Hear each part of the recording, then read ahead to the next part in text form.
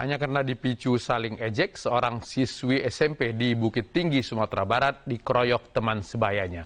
Berita ini menjadi satu dari 3 berita viral kita hari ini.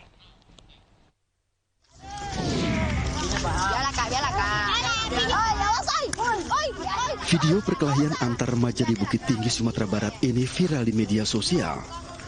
Seorang siswi sekolah menengah pertama jadi bulan-bulanan dan dikeroyok sejumlah teman sebayanya. Akibatnya korban terluka di beberapa bagian tubuh. Peristiwa berawal saat korban sedang tidur siang di rumahnya. Kemudian 2 temannya datang menjemput. Korban lalu dibawa ke tempat sepi di mana 20 orang lainnya telah menunggu. Korban kemudian dianiaya. Polisi lalu menyelidiki kasus ini dan memeriksa sejumlah pelaku serta saksi. Berdasarkan keterangan korban dan pelaku, aksi penganiayaan ini dipicu saling ejek di grup aplikasi percakapan. Dalam video yang direkam pada 2 Agustus lalu, nampak sekelompok pelajar perempuan yang masih memakai celana training sekolah tengah beradu otot di sebuah tanah merah. Aksi perkelahian ini kini sedang diselidiki oleh pihak kepolisian. Perkelahian ini disebut sebagai tradisi karena diminta oleh kakak kelas masing-masing sekolah. Dapat kita jelaskan bahwa memang betul video viral itu ada 3 SMP yang ada di wilayah Bukit Tinggi.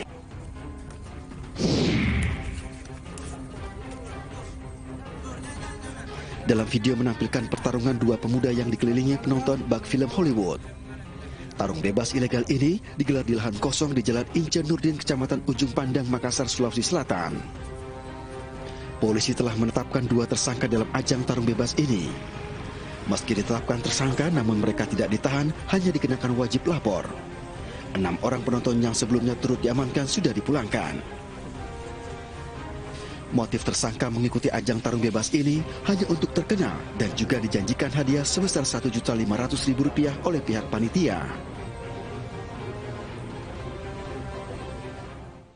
Masih seputar adu jotos, 2 remaja putri di Kabupaten Muna, Sulawesi Tenggara berkelahi hanya karena rebutan pacar.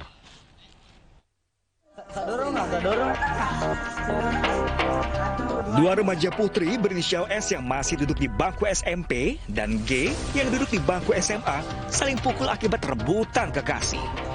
Peristiwa ini terjadi di Jalan Bunga Cempaka, Kabupaten Muna, Sulawesi Tenggara. Si perekam video bukannya melerai, malah justru menyoraki keduanya. Tak terima anaknya jadi korban, keluarga S melaporkan peristiwa tersebut ke Polres Muna.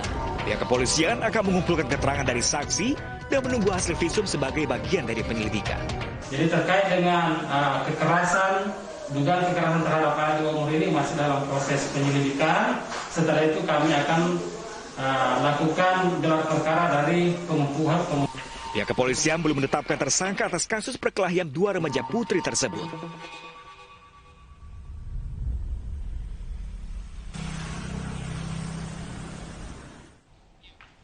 Pelaku teror wafer berisi silet dan paku di Jember, Jawa Timur dirujuk ke psikiater. Polisi mendalami dugaan adanya gangguan kejiwaan.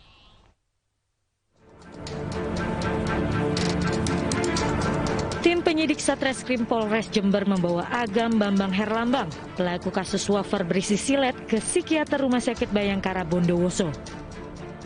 Observasi terhadap pelaku berlangsung selama 1 jam.